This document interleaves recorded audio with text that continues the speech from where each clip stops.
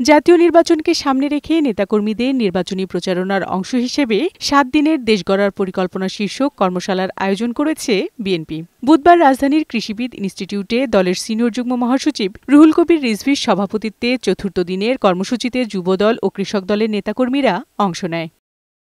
কর্মশালার উদ্বোধন করে দলের স্থায়ী কমিটির সদস্য মির্জা আব্বাস বলেন, এখন অনেকেই নতুন করে সংস্কারের কথা বলছেন, অথচ বিএনপি অনেক আগেই সংস্কার প্রস্তাব দিয়ে রেখেছে জাতির সামনে। ক্ষমতায় যাওয়ার জন্য নয়, বরং দেশের প্রকৃত গণতন্ত্র প্রতিষ্ঠার কথা বলা আছে সেই সংস্কার প্রস্তাবে।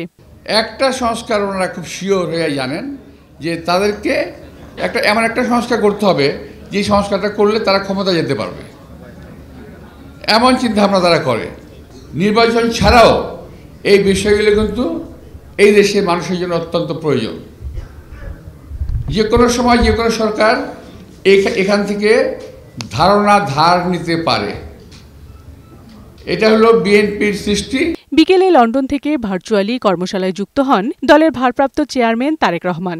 দেশ গড়ায় বিএনপির নানা পরিকল্পনা তুলে ধরে তিনি বলেন, বিএনপি একমাত্র দল যারা সামনের দিনে দেশ কিভাবে এগিয়ে যাবে তার পরিকল্পনা জনগণের সামনে তুলে ধরেছেন। এসব পরিকল্পনা বাস্তবায়ন করা গেলে দেশ ও দেশের মানুষের শুভ পরিবর্তন হবে।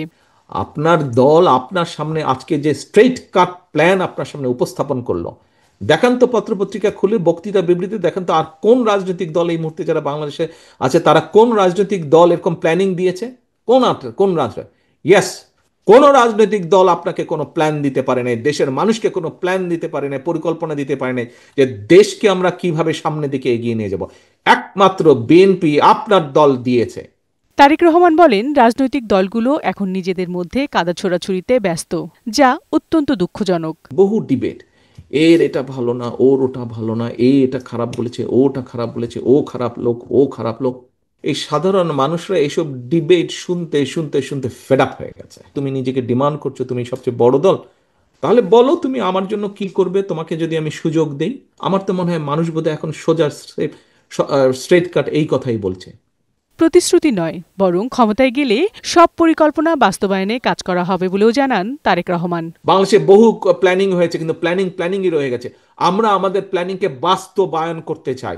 জনগণকে সাথে নিয়ে আমরা যেরকম আন্দোলন সফল করেছি, এই 8টা প্ল্যানিং আমরা জনগণের স্বার্থে আমরা বাস্তবায়ন করতে চাই। যদি এই যুদ্ধে মাঠে নেমে না পড়ি, এই দেশ ধ্বংস হয়ে যাবে।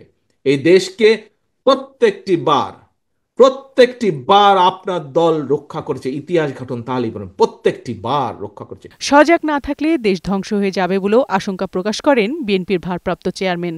ধানের শীষকে জিতাতে হবে, এর কোনো বিকল্প নাই। বিউটি সমাদ্দার, বৈশাখী সংবাদ, ঢাকা।